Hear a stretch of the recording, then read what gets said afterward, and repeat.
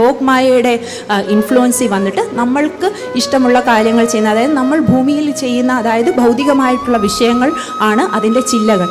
അതുപോലെ ഇന്ദ്രിയ വിഷയങ്ങൾ നമ്മൾക്ക് ഭഗവാൻ പറയുന്നു പഞ്ച ഇന്ദ്രിയങ്ങളും, അതായത് മനസ്സും ചേർന്ന് 6 ഇന്ദ്രിയങ്ങൾ, നമ്മുടെ മനസ്സിനെയും കൂടി ഒരു ഇന്ദ്രിയമായിട്ട് ഭഗവത്ഗീതയിൽ കണക്കാക്കുന്നുണ്ട്. അപ്പോൾ ഈ ഇന്ദ്രിയ വിഷയങ്ങളിലെല്ലാം ഇടപെടുന്ന സമയത്ത് അതാണ് അതിൻ്റെ ചില്ലകൾ. അപ്പോൾ അതിൻ്റെ ഇലകൾ എന്താണ്? അതിൻ്റെ ഇലകൾ എന്ന് പറയുന്നത് വേദമന്ത്രങ്ങളാണ്, ആ അവ്യയം എന്ന മരത്തിൻ്റെ ഇലകൾ.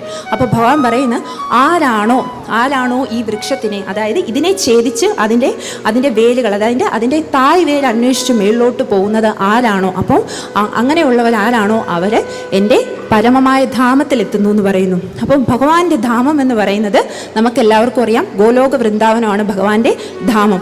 അപ്പം എന്നിട്ടും ഭഗവാൻ പറയുന്നു എങ്ങനെയുള്ളവർക്കാണ് ആ വൃക്ഷത്തെ ഛേദിച്ച് ഭഗവാന്റെ ധാമത്തിലേക്ക് എത്താൻ കഴിയുന്നത്. അപ്പോഴും എന്നെ കേൾക്കുന്നവർ വിചാരിക്കും നമ്മൾ